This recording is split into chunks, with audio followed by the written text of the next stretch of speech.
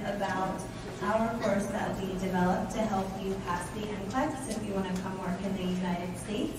And then I'll talk a little bit about being a nurse in the United States and how to prepare for a job there. So the biggest thing that we talk about in our course is just reminding you that you guys know the material. A lot of you are already nurses. You may not have worked in the United States before, but you have studied in nursing school, you've been in hospital settings, and we provide you with a lot of intense information in our course to give you a very thorough overview of every different aspect of nursing so that you can successfully pass the exam. So you will have all the knowledge in your brain, you just need to know how to take the NCLEX exam because it's written in a very specific way.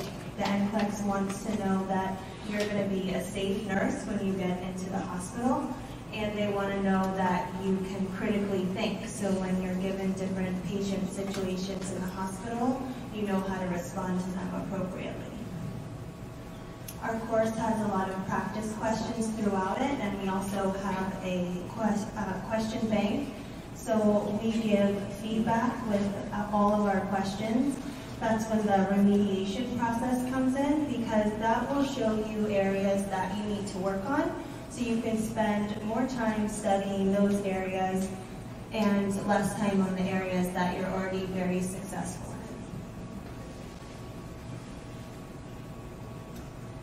in. The NCLEX likes to make sure you're a safe nurse, like I was talking about on the previous slides. So their questions are very clinical-based and patient-based. They ask a lot of questions that have to do with patient scenarios. All of the questions that we have written for our course are about patient-specific scenarios. So there are questions that directly reflect what you're going to see on the NCLEX exam. Everything you need is given to you in the question. So you don't want to let your mind play games with you when you're going to take the exam.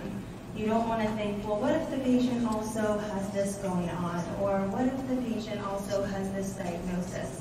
It's really important to focus on the question itself and the information you're given so you can successfully answer it.